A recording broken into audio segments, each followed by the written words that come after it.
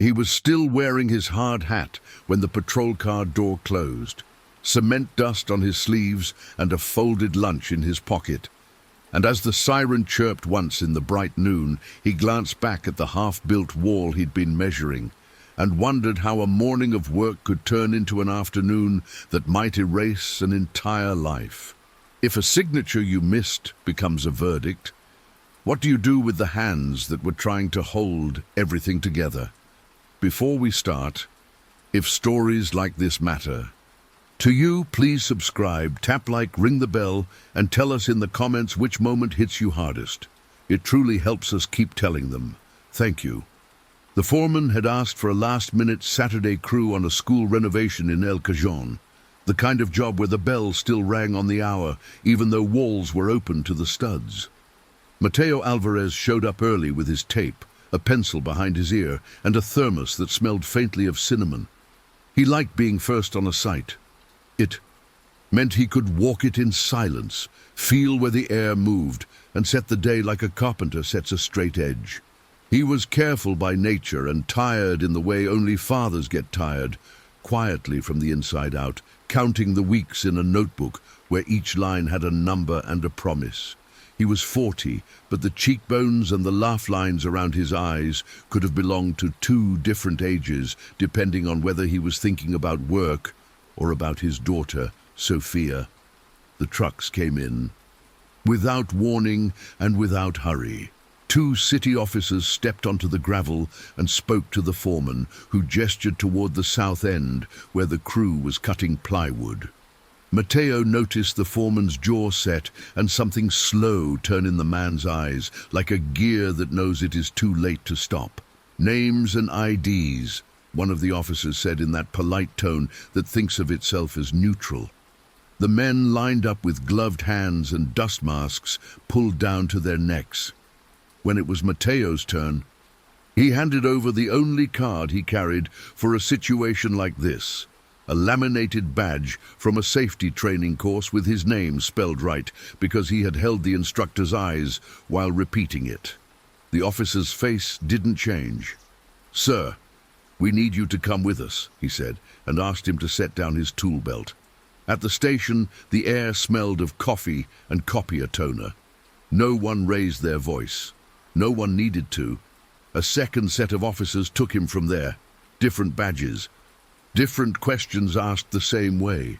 He found himself in a room where the chair legs made a sound he didn't like on tile, and he answered everything carefully, because careful was a habit, and because care is what you learn when you have a child. How long in San Diego? Where do you live? Why did you come? And the one that sat like a stone in his throat. Any reason you fear going back?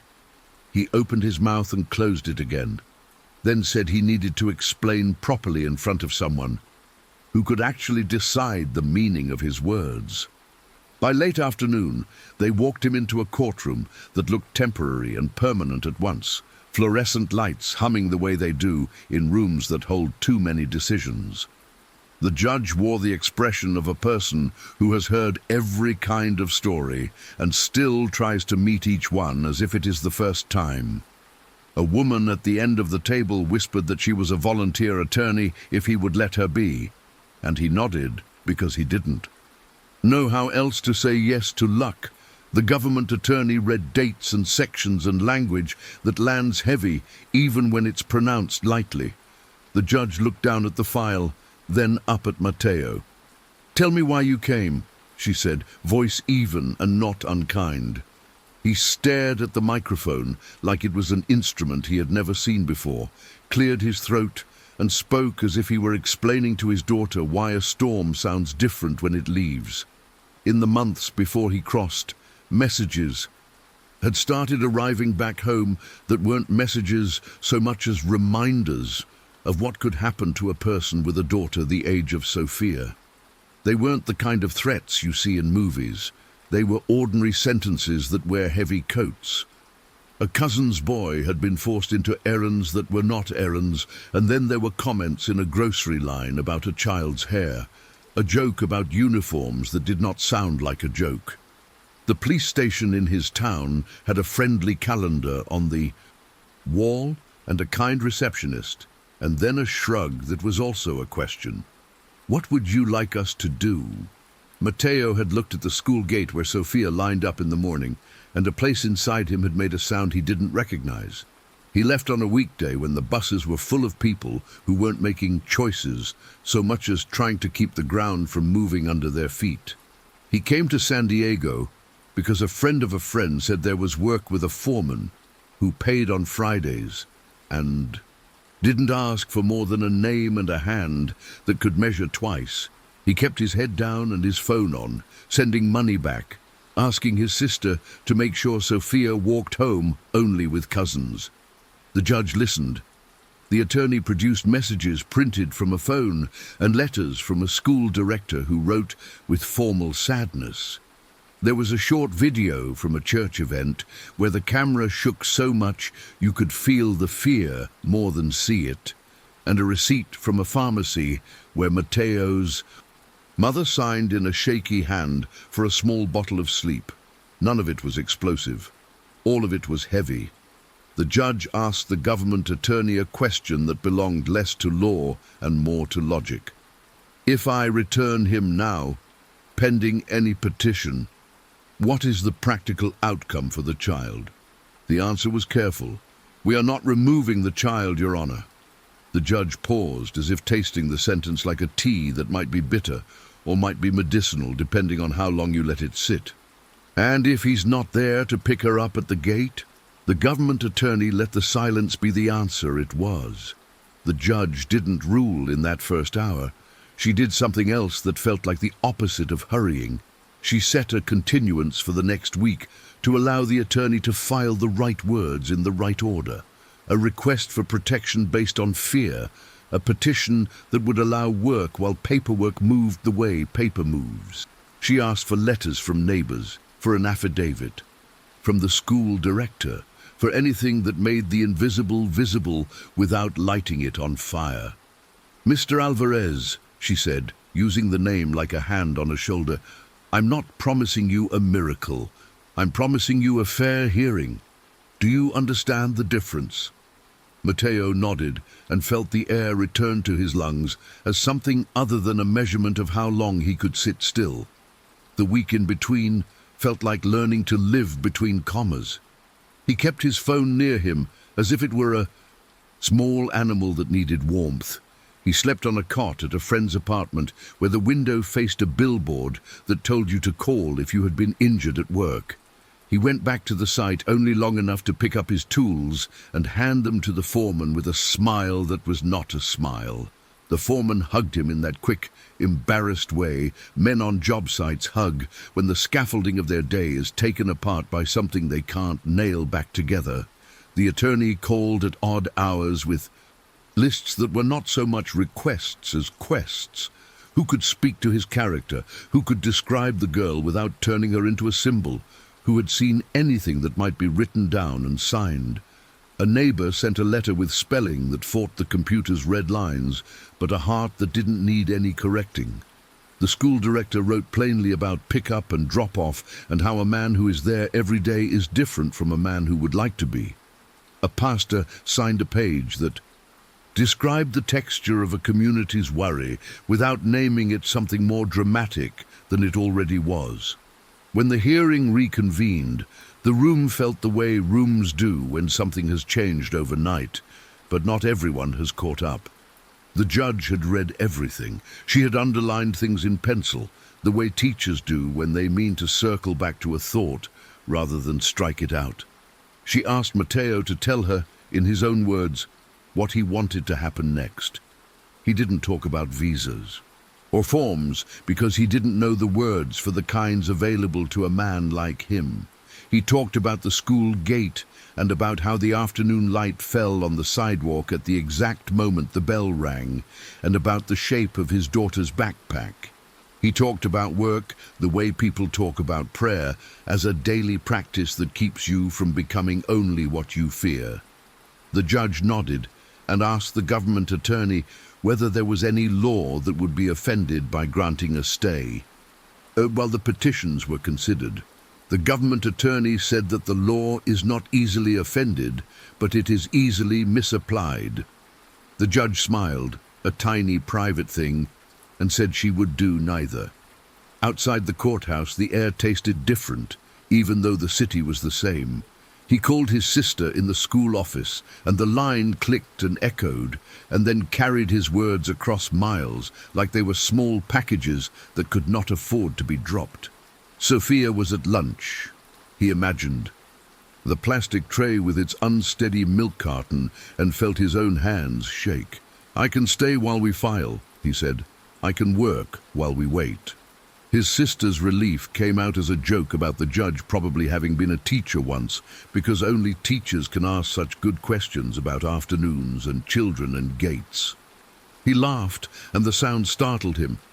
Waiting has a shape. It looks like early mornings at a co-op hardware store, where the manager who had once let a crew live on credit. For a month after a storm, hired Matteo to teach Saturday classes on safe laddering and load limits. It looks like a borrowed desk at a community center, where he and the attorney filled in forms with boxes that asked for words that do not fit neatly into squares. It looks like learning to speak a new kind of careful, the kind that isn't about silence, but about precision. It looks like working evenings on small jobs that didn't make the books, but made the rent, like fixing a railing for a woman who kept saying the word bless like it was both a verb and a plea. There was a small reversal, because stories insist on them.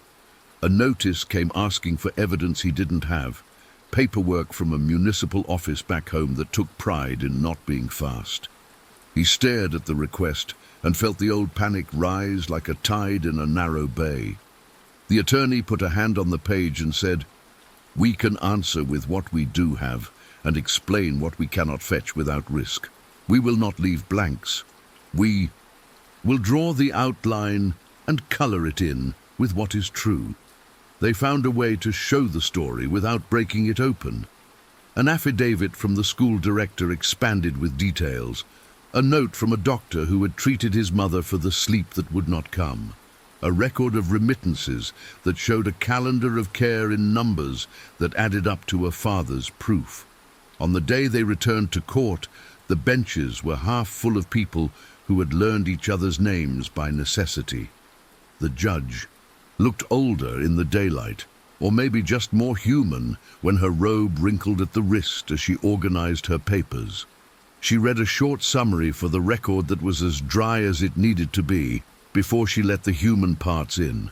She found Matteo credible. She found the risk real enough to merit the kind of protection that is not a ladder out of the ocean, but a platform wide enough to stand on while you decide which shore holds your life.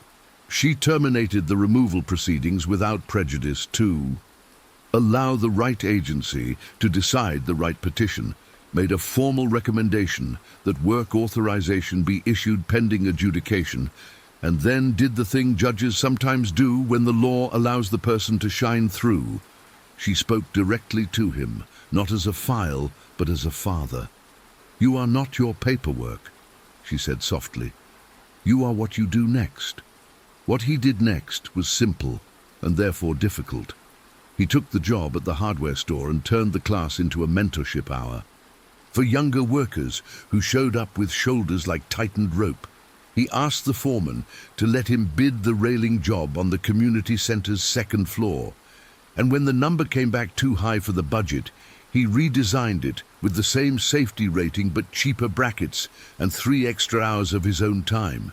He organized a Saturday watch at the school gate with other parents whose schedules allowed it. Not a protest, not a vigil, just a presence like a jacket against a breeze. Light, but enough. He kept every receipt in a folder and updated the file like it was a garden, watered little by little and never neglected. He spoke with the attorney about a visa category he had never heard of. One meant for those who could show that protection wasn't charity, but common sense. He went to the consulate when asked early, with a shirt ironed by the friend who had a steadier hand, and he answered questions that were not traps, but measures. Where do you sleep? Who knows you? What do you plan to build? if given steadier ground. There are moments the world chooses to be kind without making an announcement. The email came on an ordinary afternoon when the air conditioning unit in the store rattled like a tired dog. He saw the subject line and did not open it right away because he wanted to inhale once, like a person who hasn't been measuring breaths. He stepped outside into the parking lot, the asphalt radiating afternoon heat, and he read the words that were not poetry, and yet were. Easily the most beautiful sentences he had ever seen. Approved, they said, in the precise language of agencies that do not exclaim. He held the phone like a sparrow and laughed out loud. A clean, surprise sound that made a woman loading mulch into her trunk look up and smile back without asking why. He didn't buy a cake. He bought a small lockbox and put the document inside because nothing teaches you the value of a thing like almost not having it. He asked the foreman for a proper spot on the crew again, and this time signed with a company name that belonged to him, Linea Recta, a joke he had once made about how the shortest distance between 2 points is a man who shows up on time with the right anchors. He called his sister and told Sophia she could go ahead and pick the color of the backpack she'd been hoping for next fall, and she chose blue because blue looked like summer sky and also like work shirts, and both felt like home now. 1 year later, he stood at the same school where he had first installed new railings and watched a different crew hang a shade canopy he had bid on and won. The principal shook his hand and said, "We like teams that stay." And he nodded because staying is not a thing you say as much as a thing you do. He had a small office now, with a map of the county on the wall and pins where he had left good metal and straight lines.